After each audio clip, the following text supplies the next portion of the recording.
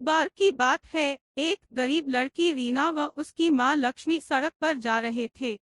वह अपने गांव से काफी दूर पहली बार इस शहर में आए थे। कुछ आगे आकर वह दोनों एक चाय वाले की दुकान पर रुक गई।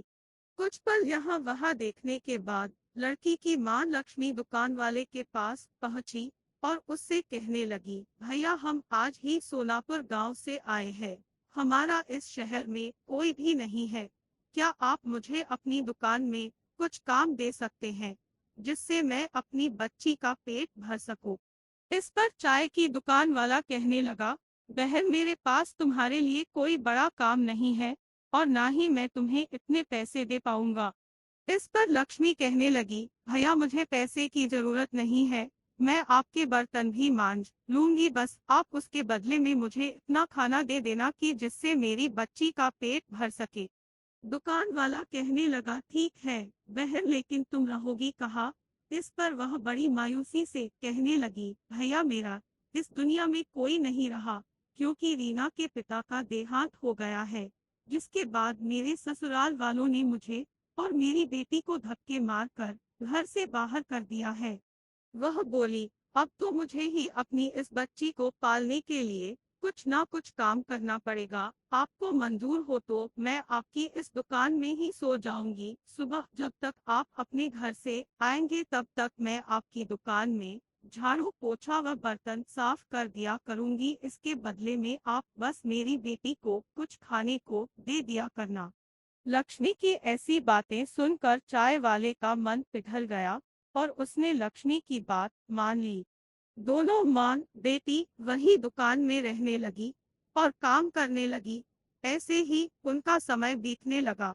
एक दिन चाय वाला उससे कहने लगा, बहन मैं तुम्हारे लिए पास के कारखाने में बात करूंगा जिसमें मेरी चाय जाती है। उसके मालिक का स्वभाव बहुत अच्छा है। उनके पास तुम्हारे लिए कोई काम होगा तो वह तुम्हें अवश्य ही काम देंगे, जिससे तुम्हें व तुम्हारी बेटी को एक अच्छा ठिकाना मिल जाएगा।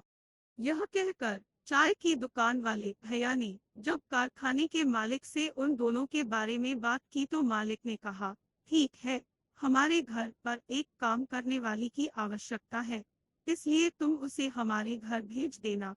वह चाय वाला लक्ष्मी व उसकी बेटी को मालिक के घर भेज देता है, जहां पर मालिक की पत्नी लक्ष्मी को घर का पूरा काम समझा देती है और साथ में यह भी समझा देती है कि तुम्हारी बेटी रीना मेरी बेटी समायरा से दूर रहे, जिससे उसे किसी भी तरह के इन्फेक्शन या बीमारी का खतरा ना रहे।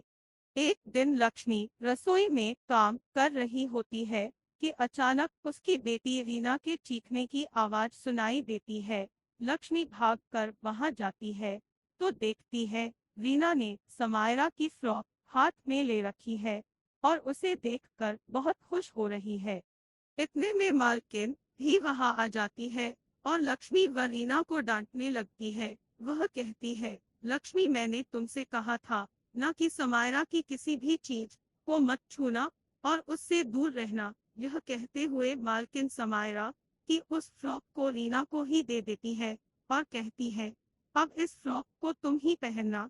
यह कहते हुए गुस्से से यह कहते हुए चली जाती है।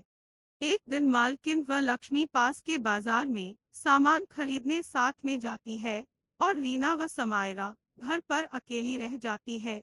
वह दोनों अलग अलग खेल रही होती है कि अचानक समायरा को चक्कर आ जाते हैं और समायरा बेहोश हो जाती है।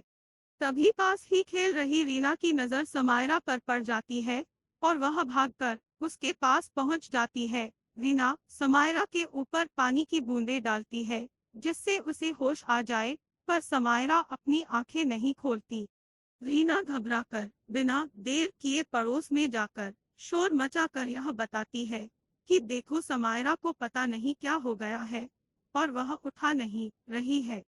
उनके पड़ोसी आकर जब घर में देखते हैं तो वह समायरा की हालत देखकर जल्दी से डॉक्टर को बुला लेते हैं। कुछ ही देर में डॉक्टर वहां आ पहुंचते हैं और समायरा को इंजेक्शन लगाते हैं जिससे वह होश में आ जाती है। कुछ देर बाद मालकिन व लक्ष्मी भी बाजार से लौट आती है और घर पर पड़ोसियों को देखकर घबरा जाती है। समायरा की हालत देखकर तो मालकिन बहुत ही परेशान हो जाती है, लेकिन डॉक्टर उन्हें दिलासा देते हैं कि अब वह ठीक है और कुछ दवाइयाँ लिख देते